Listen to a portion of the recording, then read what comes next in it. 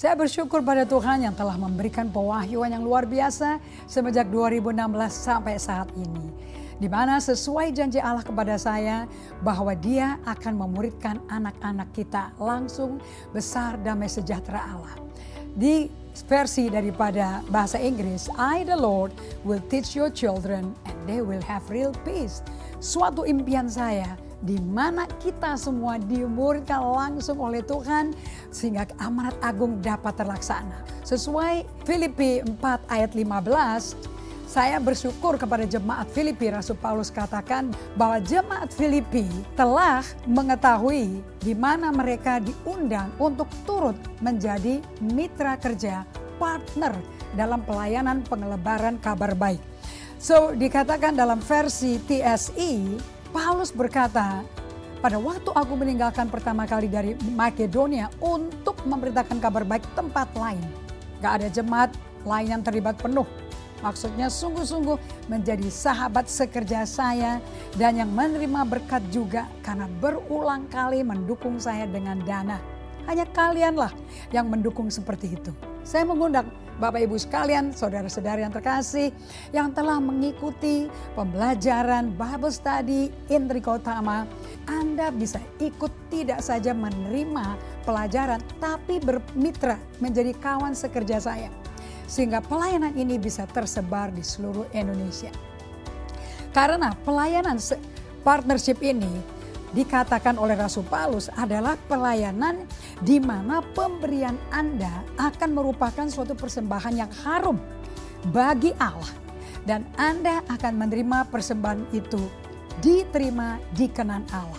Maka doanya Rasul Paulus kepada jemaat yang berpartner menjadi kawan sekerjanya untuk menyebarkan kabar baik ini. Allah yang saya layani akan membalasnya dengan mencukupi segala kebutuhan Anda. Karena Dia akan limpahkan segala kekayaan rohani dari surganya yang mulia kepada Anda semua yang bersatu dengan Kristus Yesus. Kerinduan saya bagi Anda yang sudah pernah menjadi mitra kerja, kembali bergandengan tangan untuk berpartner. Dan juga Anda yang baru bergabung di Maret 2020 sampai saat ini dengan setia, saya undang untuk juga berpartner. Lihat apa yang Allah akan lakukan dalam hidup Anda karena kesetiaan Anda. Terima kasih, Tuhan berkati. Well, shalom. Apa kabar Bapak Ibu sekalian terkasih? Merry Christmas, Merry Christmas. Anda yang bergabung hari ini, mungkin waktu Rabu lalu gak bergabung. You busy. Di tengah kesibukan semua keluarga, sekalian liburan tutup tahun gitu kan ya. Makanya Anda sibuk makan, pesta, dengar khotbah, berdoa. But sukacitanya itu karena ketemu saudara-saudara, sepupu, paman, bibi, om, tante. Yang sudah lama gak ketemu bisa kumpul lagi. Saya berdoa sukacita itu, apalagi Anda bisa memberi, menerima kado, dan juga memberi, saling tuker-tukeran kado. Bukankah itu ekspresi kasih yang luar biasa? Ketemunya setahun sekali sama saudara-saudara di rumah semuanya, bukan? Apalagi kalau beda negara, beda kota, beda provinsi. Oke, Anda spesial datengin. Bawa koper-koper udah penuh overweight dengan kado-kado untuk kamu yang orang yang satu persatu Anda pikirkan. Isn't it great? Anda merasa spesial karena dipikirkan, dirindukan, masuk ke pertimbangan mereka berapa bulan terakhir ini. Untuk waktu yang udah di book berapa bulan yang lalu, aku mau ke kota ini, aku mau ke kota ini, mau ketemu ini, mau ketemu ini. Bukankah luar biasa? Are you happy? Saya percaya Anda happy. Okay? Bagi Anda yang tidak bisa kemana-mana karena situasi, kehilangan, kedukaan, kesedihan, terjadi tragedi, dengar yang baik-baik. Yesus adalah kado terbesar Anda. Justru Dia datang untuk orang letih lesu, beban berat, remuk, sengsara, terpenjara oleh situasi, kedukaan, kesedihan, stres, depresi, amarah yang tak terkendalikan. Apapun, Yesus datang untuk situasi seperti itu. Kita doa dulu ya sebelum kita mulai ya. Mari kita belajar dan kita awali dengan doa bersama.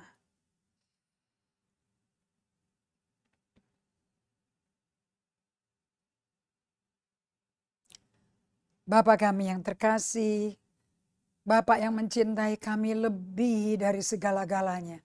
Sampai detail, sampai semua satu persatu.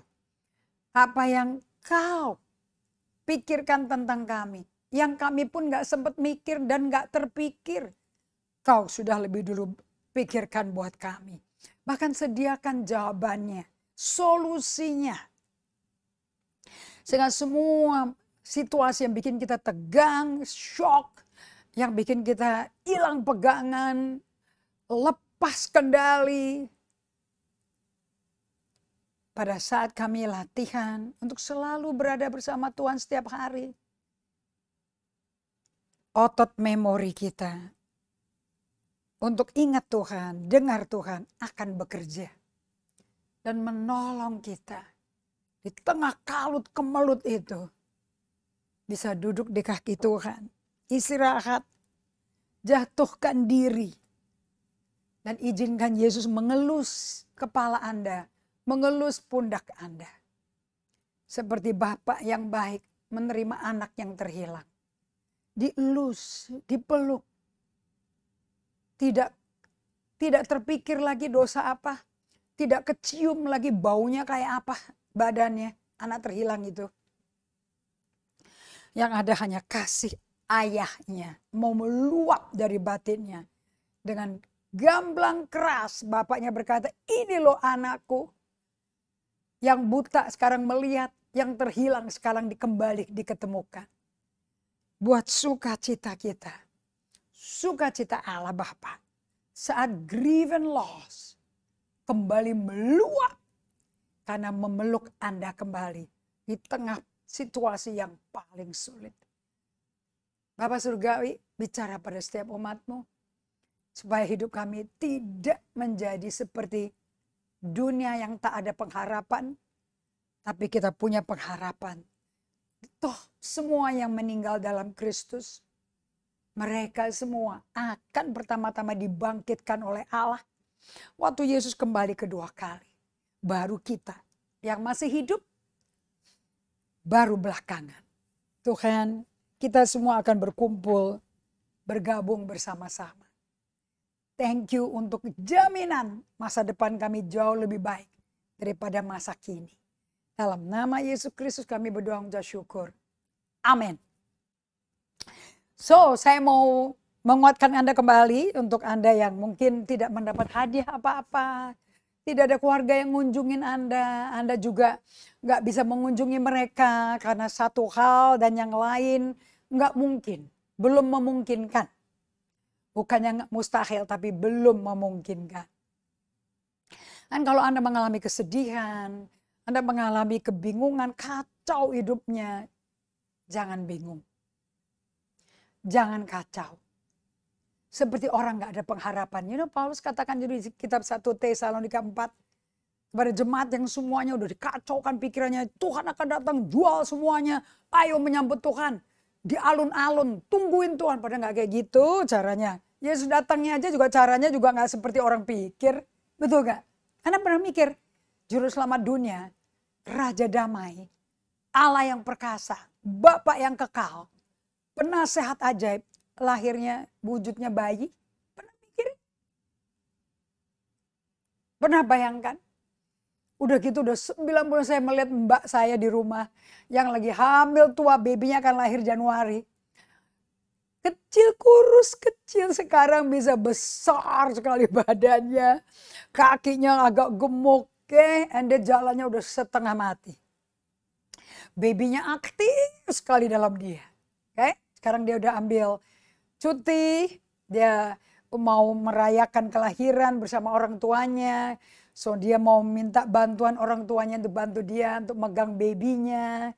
So untuk beberapa bulan ini dia akan ambil cuti bersalinnya. Tapi penuh pengharapan. Namun dia pulang ke rumah orang tua yang enak.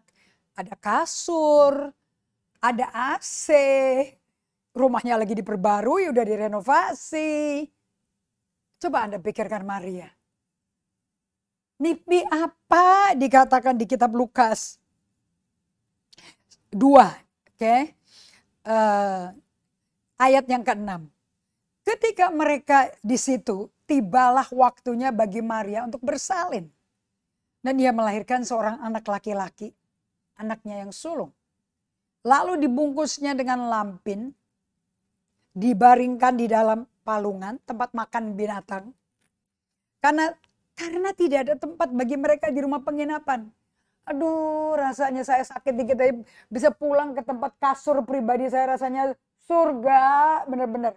Aduh, bisa ngeletak tiarap di tempat tidur sendiri yang udah tahu bentuknya kayak apa, empuknya kayak apa, kekerasannya udah tahu kayak apa, cocok buat badan Anda. Sekarang saya nggak tahu itu Maria bersalin di lantai itu apa ya? Itu kan kandang-kandang binatang kan pakai pagar-pagar semua, pakai pintu. Jadi di tengah-tengah tempat manusia berjalan kan, dia mestinya geletak di situ. Kemudian dipotong tali arinya, keluar babynya siapa? Emang air dari mana di situ? Oh, air minum hewan. Dipakai buat mandiin baby Yesus, bersihin dari semua plasenta ibunya, semua yang lapisan putih yang menutupi badannya. Kemudian dibersihin, dibungkus lampin, kemudian ditaruh di palungan. Dan semua itu Maria sama Yusuf sendiri, karena gak ada yang bantu. Jadi kalau Anda berkata hidupku hancur, hidupku kacau, hidupku begini. Well, what do you think? Apakah Maria ngalami yang sama? Sedih, depresi, gak ada tempat tidur, gak ada tempat bersalin, gak ada bidan. Hanya ada tunangannya yang belum mengerti apa-apa tentang seks bahkan, apalagi kehamilan, apalagi bersalin. Orang mereka belum kawin secara resmi. Memang sudah tunangan, udah pasti jadi suami istri. Tapi belum diupacarakan. Dan di situ dia mesti ngelahirin anak. What do you think? Bagaimana menurut Anda perasaannya dia? Kalau Anda jadi Maria rasanya Anda ada empati ya. Ibu-ibu yang pernah punya anak dan hamil berapa kali 9 bulan pasti punya empati sama Maria, betul kan ya? Rasanya udah kayak udah 9 bulan naik keledai, setengah mati, naik bukit, turun bukit, udah gak enak, gak ada mobil santai, bisa tiduran, bisa rileks. Ini naik turun bukit, naik turun padang pasir. Namun di tengah-tengah tantangan hidup yang luar biasa seperti itu beratnya, kasih masuk ke dalam kehidupan Maria, baby Yesus dan Yusuf. Kasih Allah Bapa yang tak bersyarat, tak berkesudahan, kekal sampai selamanya, masuk ke dalam situasi mereka. Makanya gak pernah tertulis si Maria panik attack, histeris, gak ada. Kayak apa sih itu sindrom, apa tuh namanya tuh, lupa saya, ada istilah yang ibu yang gak biasa. Dari biasa tidur jam 10, sebangun jam berapa, sekarang bangun terus gak bisa tidur karena postpartum. Okay? Karena babynya nangis terus minta susu, bangun karena kaget atau butuh sentuhan atau apa. Baby hanya bisa menjerit menangis. Raja dan segala raja tidak lahir di tempat yang mewah. Tidak lahir di istana yang besar. Tapi di kandang hewan yang sederhana. Di situ inilah bukti kasih Allah. Karena begitu besar kasih Allah pada dunia. Dia berikan anaknya yang tunggal. Lahir di tempat yang paling kotor, hina. Untuk kita yang merasa aib, kotor, hina, gak layak. Supaya kita bisa bertemu dengan Yesus. Yang lahir pun dalam kondisi gak layak, gak manusiawi. Penuh kesedihan bagi perawan Maria yang masih muda, yang masih berpengharapan jadi mami muda, you know. Ya, kelahirannya gak ada yang tahu. Setelah lahir baru malaikat Gabriel datangin para gembala. You know, jemaatnya Yesus pertama kali itu mama papa angkatnya dan para gembala. Gak ada orang kaya, gak ada orang konglomerat. Gak ada tim sukses. Semuanya orang-orang yang gak ngerti apa-apa. Hanya gembala kambing domba. Dan Maria Yusuf. Namun itu Yesus adalah wujud manifestasi kasih Allah. Ke dalam dunia yang semakin gelap. Dengan segala kegelapannya. Dan dia nunjukin rancangannya kepada kita. Jalan pikirannya.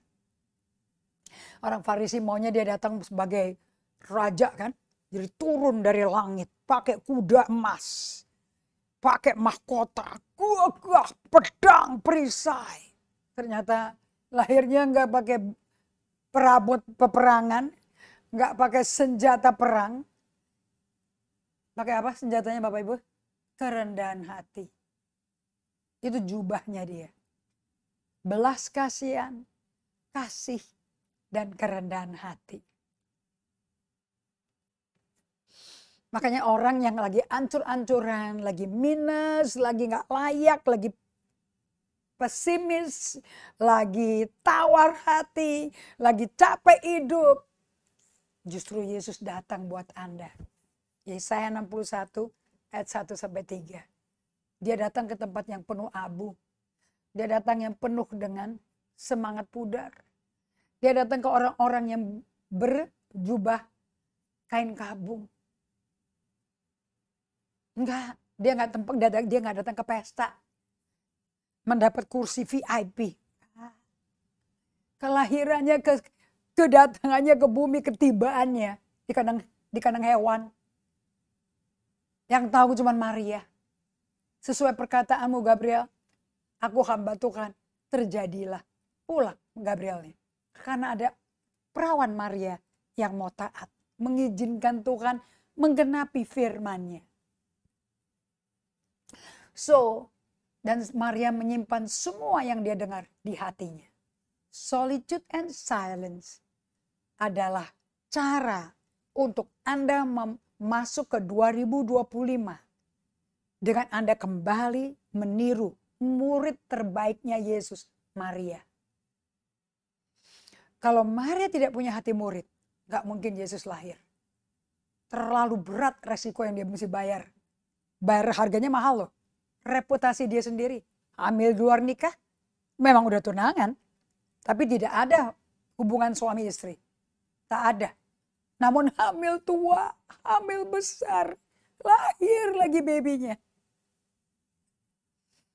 Yang membuka rahim dari Maria, juru selamat dunia, Tuhan penciptanya dia. Wah, Anda pikir gak sih? Aduh masif untuk dicerna. Makanya jalan Tuhan bukan jalan kita. Setingginya langit dari bumi. Demikian lebih tingginya jalan Tuhan dari jalan kita. Alias mau nyerah deh. Rendah hati aja nyerah. Gak usah mesti membukti, gak usah pusing kepala otak kiri otak kanan. Gak perlu. Oke? Jalanku bukan jalanmu, caramu, rancanganmu bukan rancanganku. Aku tahu rancanganku mengenai kamu. Rancangan membawa damai sejahtera bukan kecelakaan. Yang memberikan masa depan penuh pengharapan. Berarti sesuatu yang perlu diharapkan dan dijamin ada harapan. Berarti perjalanannya prosesnya nggak gampang loh. Tapi karena kita pegang janji Allah, pengharapan timbul, iman timbul, itu yang membuat kita tetap percaya mengasihi Allah. Karena iman bekerja dengan kasih, Galatia 5 ayat 6. Tetap melihat ke Yesusnya, bukan ke situasi yang menakutkan, menyusahkan, gak aman, gak nyaman. Well, Yesus tetap lahir walaupun di kandang binatang. Situasi gak nyaman, gak menghambat kehendak Allah terjadi, bukan? Yes. Itulah kedaulatan Allah. Nah ini yang menentukan kalau Anda mengakui Allah punya rancangan bagi aku. Allah punya jalan, cara kerja, cara mikir beda dari cara pikir dan cara jalanku bekerja. Udah deh aku akan nyerah. Aku mau pakai cara jalannya dia. Karena jalan-jalannya sempurna. 1 Samuel 30 katakan itu. Mazmur 18 katakan itu. Jalan Allah sempurna. Dan lebih tinggi. Jadi kisah Natal, Christmas. Bukan saja mengenai kita menerima kasih Allah, tapi juga setelah kita terima, bagiin dong. Bagikan ke semua orang. Apalagi pas pesta-pesta kumpul-kumpul keluarga. Apalagi pas kumpul komsel-komsel pada kumpul. Keluarga gereja pada ngumpul. Sepupu, paman. Kadang-kadang keluarga gereja lebih dekat daripada keluarga darah daging. Keluarga darah daging juga datang. Mau ketemu adiknya papi mami. Opa oma pada mau kumpul sama cucu-cucunya. Apalagi nanti ya Februari awal udah Imlek. That's family things, right? Nah, itu saat bagi-bagi. Kalau di Imlek apa? Angpau bagi yang belum menikah. Betul apa tidak? Right? Nah, ada sesuatu yang bisa membuat Anda mengalami transformasi pada waktu Anda memberkati orang. Paulus berkata di Kisah Rasul, lebih baik memberi daripada menerima. Aku ini kerja keras untuk membiayai pasukanku. Semua yang mengikuti aku. Dan aku kerja, jual tenda Allah, jual apa sambil menjadi rasul, sambil membagikan kabar baik. Dia tetap menafkahi diri sendiri. Aku gak pernah minta emas perak sama kamu. Aku gak minta apa-apa sama kamu. Aku memberi padamu. Dan giving is better than receiving. Karena tiap kali Anda giving, Anda akan tuai kembali. 100 kali lipat, 60 kali lipat, 30 lipat. Kalau hati Anda benar. Hati Anda percaya sama Tuhan. Hati Anda rendah hati. Hati Anda hati pengurus. Bukan pemilik. Hatinya Yesus. Hati yang penuh dengan hadirat kasih Allah. Dengan cara kan Anda spend time sama Tuhan. Solitude and silence, breath prayer, di tengah kesibukan Anda spend time with God, talk to God. Tarik napas sebentar, inhale hadiratnya. Tahan sebentar, nikmati dia, izinkan Tuhan hadir dan bekerja dalam Anda yang mata belum pernah lihat, telinga belum pernah dengar, belum pernah timbul di hati. Itu yang Tuhan kerjakan. Allah yang genapi firman Bapak Ibu. Allah yang kerjain ini firman jadi kita. The word become flesh. Yohanes 1:14 firman menjadi manusia. Hanya Allah yang bisa kerjain melalui Roh Kudusnya. Asal kita ada di dalam Yesus Kristus, jalannya Tuhan. So waktu kita memberi, sesuatu yang transformasional terjadi dalam batin kita. Karena Anda bisa memberikan telinga bagi teman yang down. Anda bisa memberikan sharing makanan, bagi-bagi makanan. Anda bisa menjadi orang yang memberi waktu Anda. Kasih hadiah yang sesuai kebutuhan orang itu. Oke? Tidak ada utang piutang bagi berbunga antar saudara seiman. Gak ada sama sekali. Anda undang masuk ke rumah Anda. Yuk makan sama-sama dengan keluargaku. Oke? Berikan telinga untuk mendengar. Kadang-kadang kado barang gak begitu berarti. Tapi telinga yang mendengar berarti. Dan saat Anda lakukan itu, kasih Allah semakin meluap keluar. Itu kayak mata air. Kita lagi beli tanah nih mau bangun rumah. Cari dong sumber airnya di mana kan. Betul kan? Dan begitu kita caranya kan kita mancing, kita bor, kita pancing. Betul gak? Semakin ketarik airnya, diambil, semakin meludak. Begitu juga. Waktu hati kita memberi, itu sumur kehidupan. Mata air kita mancar keluar. Muncar keluar. Bukannya semakin sedikit tetes keluarnya. Semakin dipancing keluar. Semakin memberi, semakin meluap. Makanya pada waktu Anda memberi ada yang transformatif. Transformasional terjadi di batin Anda. Somehow love grows when it's given away. Kasih itu bertumbuh waktu Anda bagi-bagikan. And the joy of seeing someone else burden lighten, dan melihat sukacita saudara-saudara kita, baik sepupu, keponakan, om, tante, orang tua, kakak, adik, ipar-ipar, keponakan kita. Semakin kita lihat muka mereka senang, air mata keluar, terharu, kok tahu ya apa yang kubutuhkan di saat seperti ini. Hancur hati. Kita tuh ngeliat itu tuh udah senang. Karena bisa nolong orang yang beban berat. Jadi enteng. Ingat loh, cooknya Yesus tuh enak loh. Tapi gak berarti hidup ini enak. Saya katakan cookku enak kata Yesus. Tapi saya gak menjamin bahwa Hanya karena engkau di-cook sama Yesus. Enggak berarti hidup itu enak. Hidup itu easy. No. Karena bahasa Inggrisnya, my yoke is easy. Orang pikir, oh hidup ikut Yesus easy. Oh tidak. Justru susah, justru banyak tantangan. Karena Anda keluar dari kerajaan kegelapan, pindah ke kerajaan terang, dan mental kegelapan mau masuk di jalan mental terang. Wah ya terang gak gampang. Kalau gak di-cook sama Yesus. Yesus kan yang pasang cook kita. Waduh kabur kita. Lari langsung. Ya dong kayak Yusuf, anaknya Yakub yang ke-10. Dia dibuang kakaknya, dianggap mati. Karena jubah maha indahnya direndam di darah kambing. Bapaknya diliatin. Di matanya Yakub hilang. Yusuf udah mati. Udah gak akan ketemu lagi. Right? Kemudian si Yusuf dijual sama Yehuda. Jual aja dia ngomong sama Ruben kakaknya. Toh kita dapat untung. Dijual dan harus yang beli tangan kanannya Firaun. So ini menjadi budak tangan kanan Firaun. So reputasinya Yusuf di rumahnya si Potifar. Sungguh prima. Luar biasa. Nggak ada yang dia sentuh. Nggak berhasil. Hewan ternaknya beranak semua. Oke. Panen. Agriculture. Panen terus. Rumah tangganya rapih. Potifar berkata, nih. Gue kasih kunci rumah. Kunci ke gudang. Kunci ke tempat penyimpanan harta. Kamu yang kelola ya. Karena kamu pegang berhasil semua multiplikasi. Aku belum pernah lihat orang disertai Tuhan kayak kamu loh. Kerennya luar biasa. Kalau kita dicurigai sebagai anak Tuhan. Kamu kok gak jujur ya? Kamu kok cara kerjanya kayak begini sih? Gak jujur loh kamu, gak berintegritas. Ini anak Tuhan bukannya menunjukkan kehadirat Kristus ada menyertaimu. Bukannya membuktikan bahwa Kristus bersamamu. Malah kok karakter Anda dipertanyakan. Jangan dong.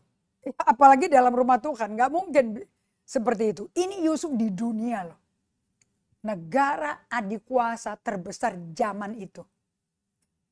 Dan dia dipegang menjadi staf rumah tangga daripada tangan kanan Firaun.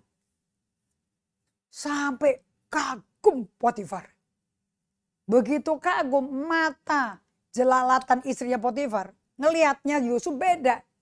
Bukan lihat orang disertai Tuhan. Tapi dilihat sebagai laki-laki muda yang ganteng. Yang dilihat istrinya Potifar beda sama yang Potifar lihat. Ini tahanan loh.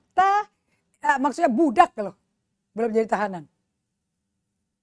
And diuber oleh istrinya Potifar. Yang tidak bisa kontrol birahi. Gak bisa kontrol. Dia punya compulsion. Dia punya impulsifnya. Dikejar. Udah berkali-kali Yusuf menjawab. Celaka aku kalau aku berdosa kepada Tuhanku, Allahku, dan Tuanku. Yang mempercayakan semuanya kepada aku. Kecuali kamu karena kamu istrinya. Celaka aku. Berdosa aku pada Allahku. Sangat alkitabiah loh. Sangat berintegritas jawabannya. Real. Apa yang diomongin Yusuf sama apa yang dilakukan paralel. Dia bukan omdo. Ngomong suci perbuatannya beda. 3 kali dirayu sama istrinya Potifar. Karena Yusuf itu cakep mukanya. Pipinya merah-merah juga kayak Daud. So dia melarikan diri sekalipun jubahnya direnggut. Dan dipakai sebagai bahan bukti bahwa budak Ibranimu tuh Potifar mau coba perkosa istrimu.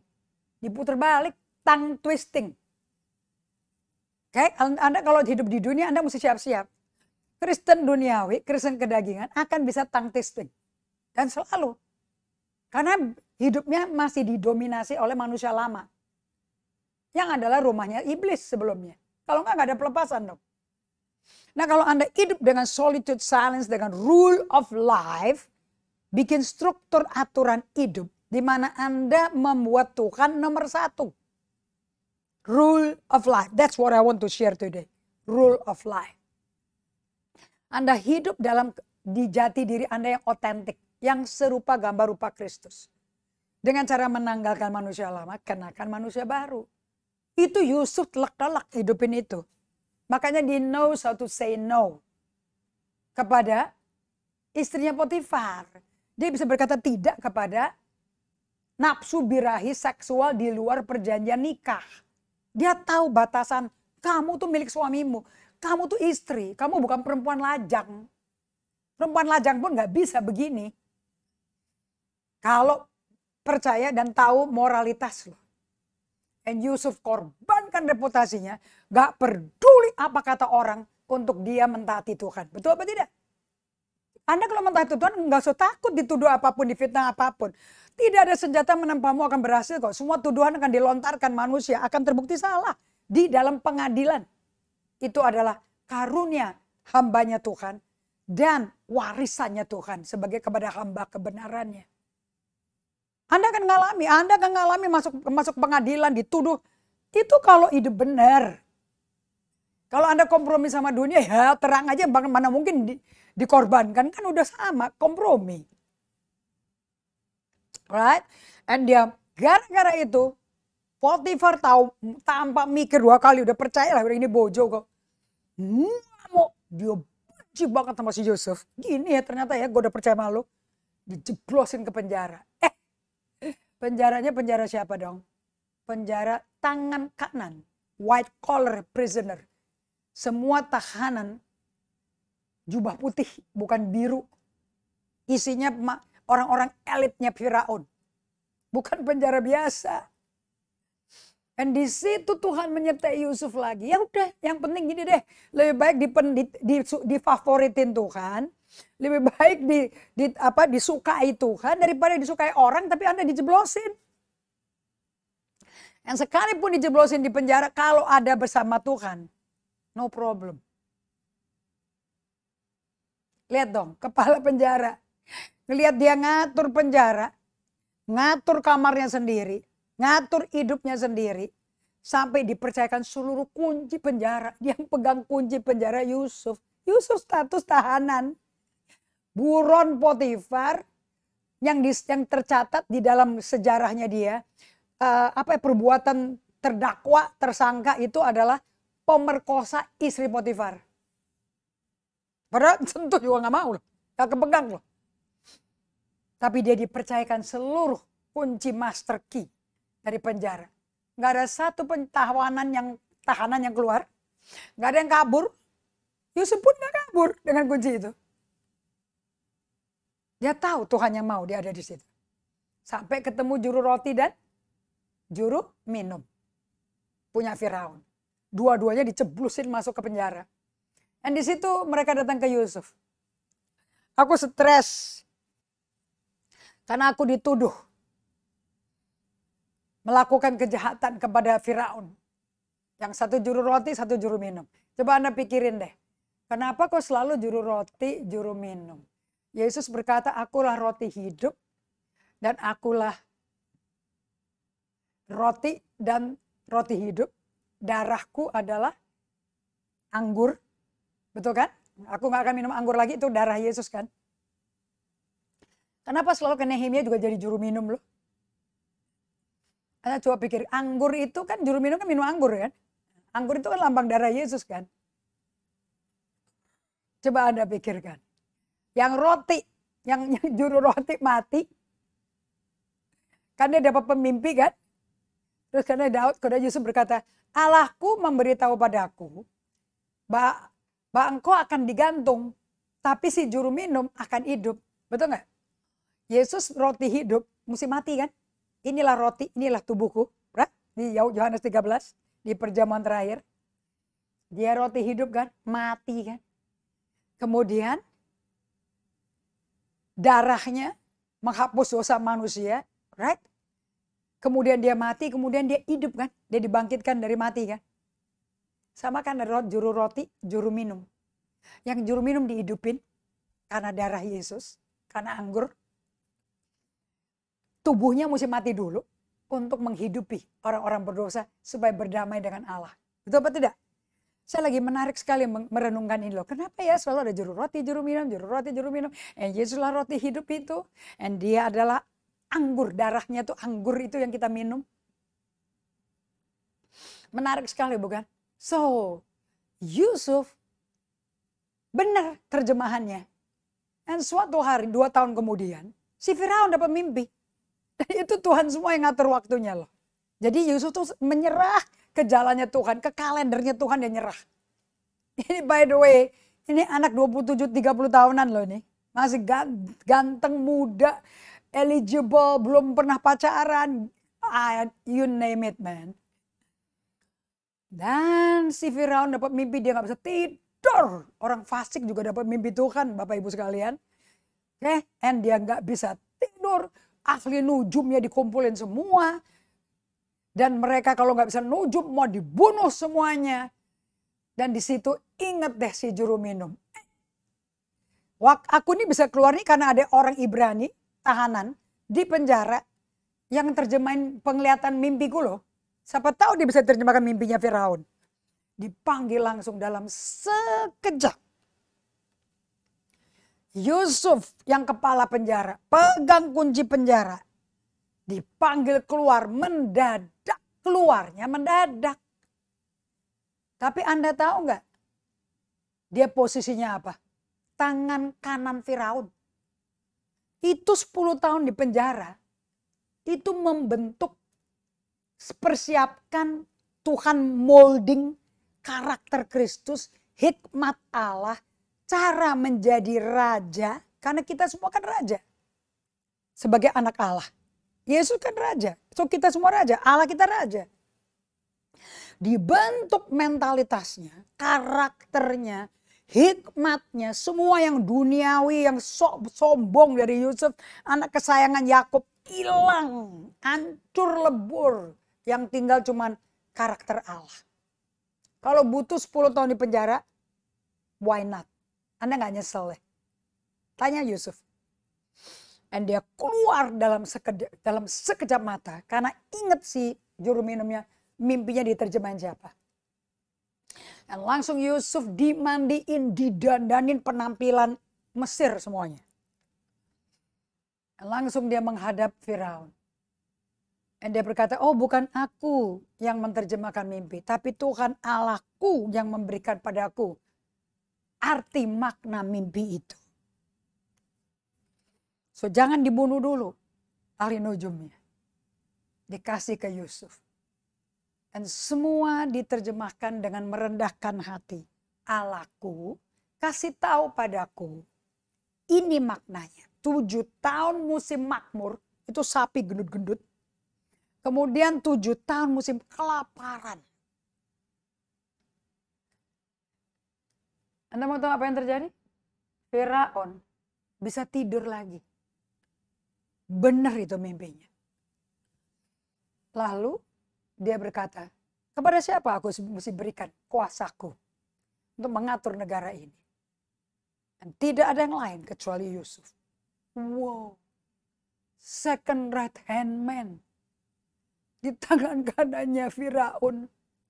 Ditunjuk, diangkat, dibentuk Allah. Banyak orang kepingin posisi tinggi. Tapi nggak mau dibentuk. Tapi mau jabatannya. Ini dibentuk, diremukin. Sampai Tuhan kayak tukang penjunan. Muterin tanah liatnya. Dan dibentuk terus. Masukin oven, diglasur, dibentuk lagi. Aduh, pada waktu dipamerkan di etalase. Orang kagum. Oh, bagus sekali. Semua orang kepingin beli. Orang terkaya nggak bisa kontrol. Mau punya, mau jadi... Orang biar lihat ke rumahnya dia, lihat apa yang dia punya. Tapi Yusuf semakin rendah hati. Dites rendah hatinya. Waktu masa kelaparan terjadi. Firaun ngomong, gak ada orang loh disertai Tuhan kayak Yusuf. Kok pada bisa lihat semua ya? Orang-orang Mesir ya? Kok justru saudara-saudaranya gak pernah ngeliat? Pada benci. Datanglah ujian di masa kekeringan. So masa kesulitan itu masa ujian. Apa betul karakter Kristus dibentuk selama masa makmur? Datanglah kakak-kakaknya dia. Tuh 9 orang. Yang merencanakan semua pembunuhannya si Yusuf. Dan ingat ya, waktu mereka datang Yusuf penampilannya Mesir loh. Pakai calak semua.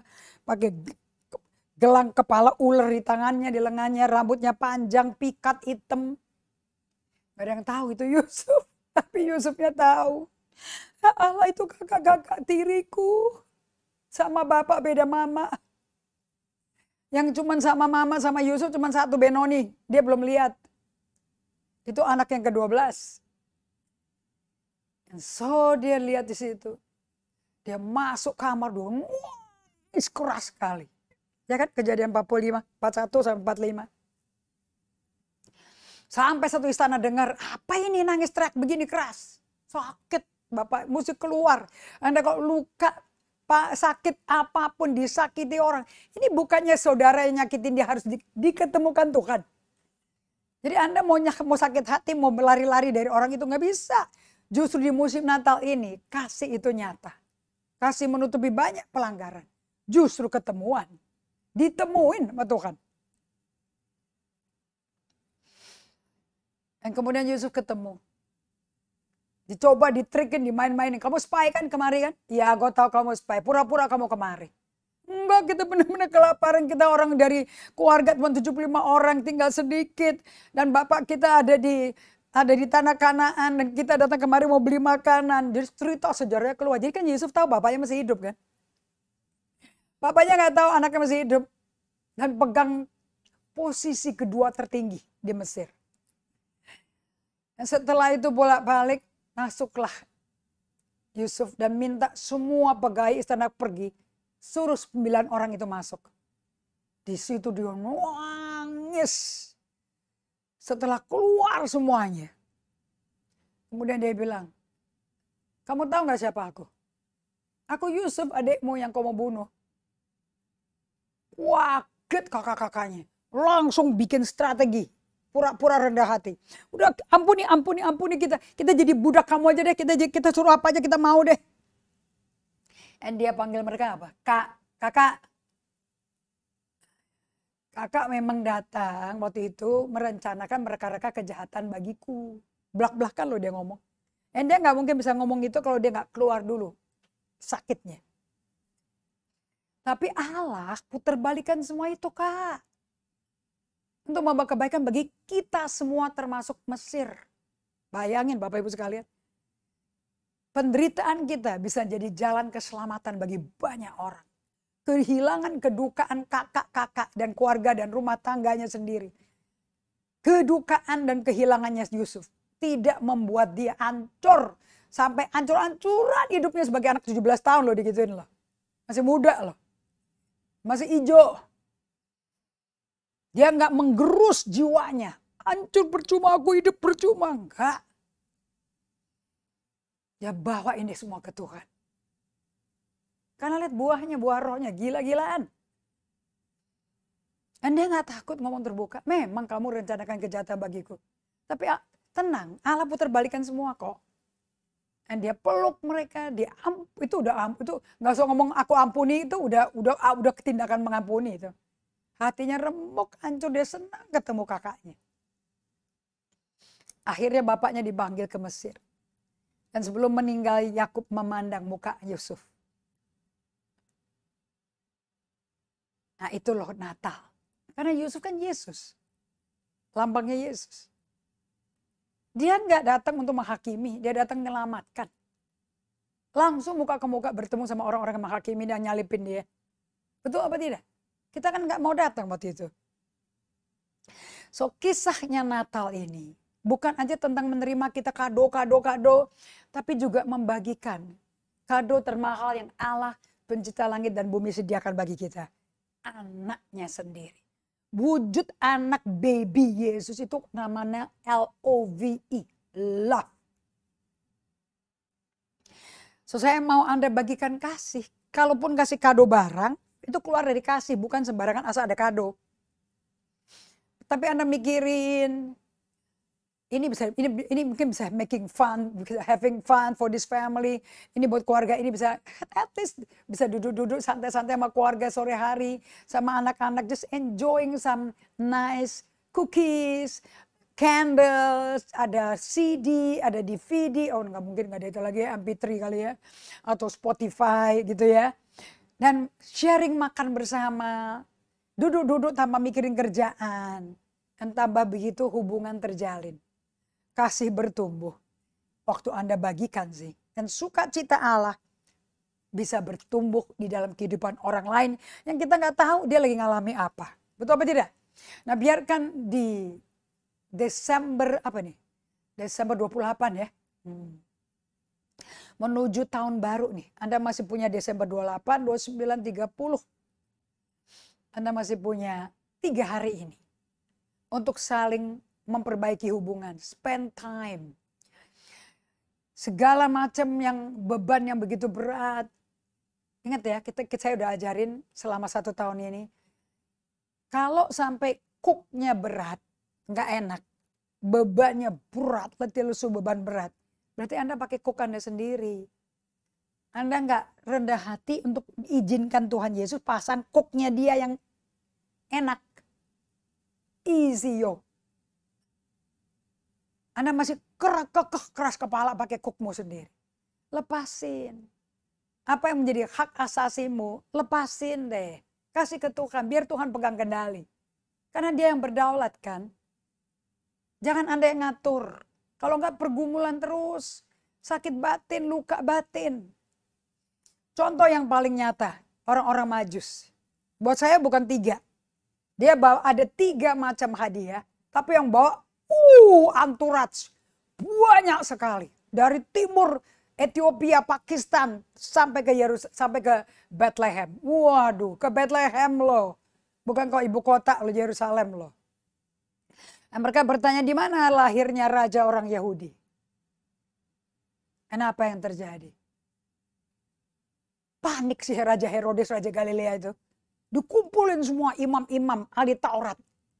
Dari mana? Di mana raja orang Yahudi? Oh itu ada tuh Mika, Nabi Mika udah sampaikan. Udah lahir dia baru nanya. Ya gak apa-apa lah ya, Herodes kok. Di Efrata, kota terkecil di Bethlehem. Di sanalah juru selamat dunia lahir. Oh panik dia. Terus dia minta orang Majus. Kamu pergi aja, ketemuin itu raja Yahudi. Habis itu kasih tahu aku. Karena aku mau menyembah dia. Siapa sih yang bisa percaya mulut orang berdosa? Lidahnya kan cabang-cabang kan. Seorang Majus pergi. Setelah selesai, mereka mempersembahkan mur, kemenyan, emas. Ini balok loh ini. Kayak murnya berbatu-batu, berapa karung tuh. Kemenyannya banyak sekali, karena banyak yang datang. 3 orang gak nakutin Herodes. Mereka jalan dari tempat yang jauh, membawa hadiah-hadiah berat-berat sebagai pengagungan mereka. Sebagai penyembahan mereka. Mereka mempersembahkan hadiah itu. Mereka sharing kelahirannya Yesus. Raja orang Yahudi. Anda lakukan seperti orang Majus itu. Berikan yang terbaik kepada orang yang lahir. Dan dirayakan kelahirannya. Ya dong, Christmas Eve kan merayakan kelahiran Yesus kan. So orang yang mestinya pribadi yang mestinya menerima kado siapa? Yesus atau tante, om, oma, opa? Yesus. Tapi kalau kalian memberikan kepada saudara seiman, keluarga darah daging, Anda menjadi seperti Kristus. Anda memberikan hati Anda kepada mereka. Ingat ya, ini bicara tentang Andanya, sharing the love of God. So perjalanan orang-orang Majus ini memperingati kita tentang kasih itu loh, yang memanggil kita untuk bertindak, memberkati, merendahkan diri, untuk mendengarkan, menikmati orang lain bercerita. Kan Anda nggak ditekan. Mesti kerja ini, mesti ada ini, kan nggak ada lagi. Kan lagi libur. Dan Anda bisa bagikan juga, kenapa Anda punya pengharapan dalam Kristus. Ini musim justru untuk musim Natal. Waktu untuk Selah, untuk pause, jeda, untuk rest, supaya bisa reflection. Kita semua belajar kan, day by day. This book will teach you how to stop, slow down, stop, berdiam di hadapan Yesus Kristus Tuhan kita. Di hadapan firman-Nya yang berbicara pada kita. Di depan Alkitab yang sedang bacain hidup kita. Dari buku Alkitabnya. Dan Anda bisa diajak reflection. Pertanyaan, question to consider. Dan kemudian dialog sama Tuhan dalam prayer. Kemudian solitude, silence again. Natal tuh buat ini. Bukan buat sibuk, capek, kiri kanan. No. It's about Jesus, isn't it? He's the reason for the season. Betul apa tidak? Dia adalah alasan kenapa musim ini ada. Seluruh negara merayakan. Semua airport yang saya kunjungi dari Amerika ke Timur Tengah, ke Dubai, sampai ke Bali, they have all the Christmas tree. Di hotel di Bali pun ada Christmas tree. Orang-orang foto-fotoan depan Christmas tree. Coba Anda renungkan. Coba slow down, stop, jeda, tarik napas. Coba bercermin. Anda coba bertanya ya.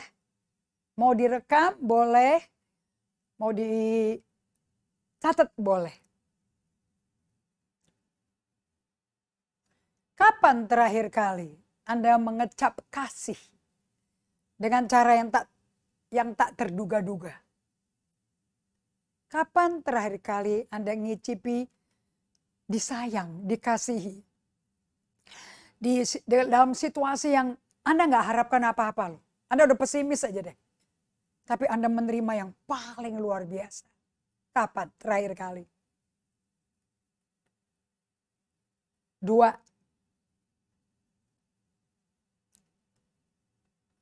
Apakah ada orang-orang yang Anda tahu di gereja Anda?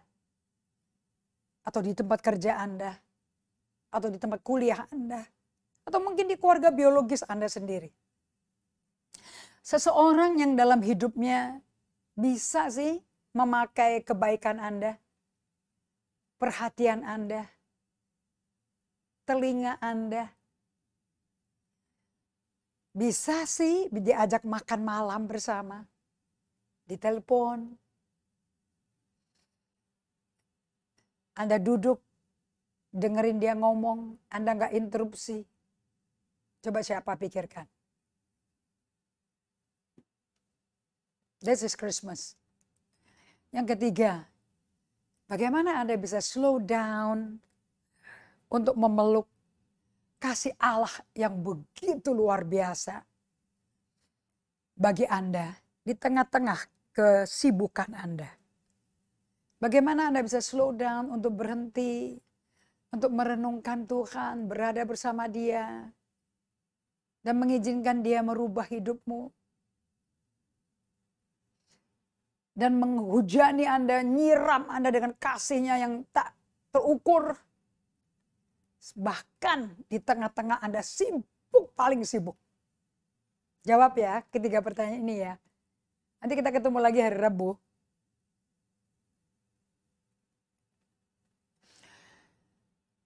Karena Advent itu mengingatkan kita, dan Natal itu mengingatkan kita kasih Allah. Yohanes 3:16. Karena begitu besar kasih Allah pada dunia, Dia anugerahkan, Dia berikan anaknya yang tunggal. Yuk kita bawa ini terus sampai masuk Desember 31 jam 12 malam. Itu minggu antara Natal dan Tahun Baru. Yuk diisi yuk.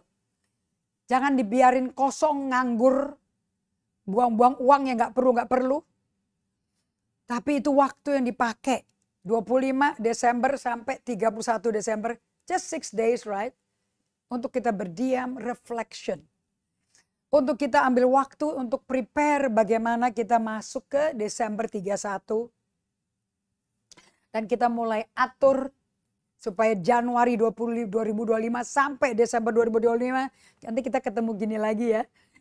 Bagaimana Anda menuju langkah selanjutnya untuk mengembangkan sebuah aturan hidup. Supaya Januari 2025 udah teratur hidupnya. Di mana Anda mengasihi Kristus lebih dari segalanya karena Anda memberikan waktu yang the best of your time. Prioritas kepada Yesus Kristus. Sehingga janji Allah Matius 6:33 digenapi. Kejar dulu kerajaan Allah dan kebenarannya. Maka semuanya itu yang orang dunia, yang bukan orang Yahudi, cari jempalitan, pakai stres segala macam. Kejar. Itu ditambahkan kepada Anda dan saya sebagai anak-anaknya Allah. Maka semua yang dibutuhkan, ada makan, minum, tempat tinggal, akan ditambahkan Allah. Shall be added unto you. So saya mau di seminggu ini antara Natal sampai tahun baru, don't leave it empty. Bikin practical framework yuk yang akan membuat Anda terpusatkan. Seluruh hidupmu tuh berkompas kepada Yesus. Dengan cara bikin rule of life. Kayak Anda ingat ya apa diagramnya? 4 bagian. Your work life, your play life, your relationship. Okay, your relaxation life. Okay. Hubungan sama orang, mau ketemu anak sendiri juga perlu diatur. Gak bisa dadakan. Ini akan membuat Anda secara intensional memelihara kasih Allah tetap menguasai, memenuhi, meludak dari dalam hati Anda. So, Anda mesti bikin minggu ini, minggu khusus. Anda atur hidup Anda to be with Jesus sebelum sibuk kerja untuk Yesus. Amen. So mari kita berdoa. Saya mengundang Anda semua untuk bisa satu hati. Supaya di tengah-tengah dunia yang iblis masih berkuasa, badai, kehancuran, maut, kematian, kesusahan, badai, bencana alam kan udah dikasih tahu kan di Matius 24 dinubuatin Yesus kan. Akan ada perang negara, kerajaan, gempa bumi, banjir, kelaparan, segala macam. Itu akan terjadi. Apa yang disebutnya megatrust. Oke. Ini aja udah mulai nih musim hujan di Indonesia, seluruh Indonesia loh. Itu deras, tebal sekali. Okay? So, even secara duniawi bisa diprediksi. But we spend time with God. Supaya rancangan Allah, perlindungan Allah, perisainya Allah melindungi Anda semua. Amen. Pakai ya seminggu ini ya. Mari kita berdoa. Bapak, aku berdoa agar setiap kita di seminggu terakhir ini sebelum tahun baru mau mengambil langkah berikutnya untuk mengalami hadirat Allah di 2025 jauh lebih kaya, lebih dalam lagi. Dan buat kami semua tidak mau menavigasi musim kami di masa yang sepi ini. Di masa kami mesti ambil waktu terpisah, keluar dari kesibukan untuk berslow down, berdiam di mata Tuhan. Kami bisa berkumpul dengan keluarga kami, dengan pasangan hidup kami, anak-anak kami, orang tua kami. Untuk bisa menjangkau semua anggota keluarga kami. Untuk bisa menjalani hidup baru, perjalanan baru di 2025 ini. Tapi berupa suatu kehidupan di mana Yesus pusat daripada semua pembicaraan, semua aktivitas, semua pemikiran, semua kehidupan sehari-hari. Yesuslah pusatnya. Sehingga hidup kami berpusat pada kasih dan tujuan dan maksud Allah dan kasih karunia-Nya. Aku minta ini hanya di dalam nama-Mu Bapa Surgawi, Kau Allah yang layak menerima pujian, pengagungan. Di dalam nama Yesus aku berdoa dan syukur. Amin. So by the way, di Januari nanti kita akan mulai pekerjaan pembangunan rumah meditasi untuk kesembuhan emosi kita dan kedewasaan rohani kita. Ikut menabur, ikut menginvestasi pekerjaan Tuhan. Anda akan pakai tempat ini. Yang akan Anda pakai nanti dengan minimum cost. Dan saya mau kasih tahu, benar-benar kita akan lepas dari keterikatan, addiction dari gadget. Kita bisa kecanduan Tuhan. Kita bisa terikat satu roh bersama Allah. Itu bukan tujuan hidup kita. Selamat menikmati tahun baru ini. Masuklah dengan aturan hidup sudah dibuat. Tuhan berkati.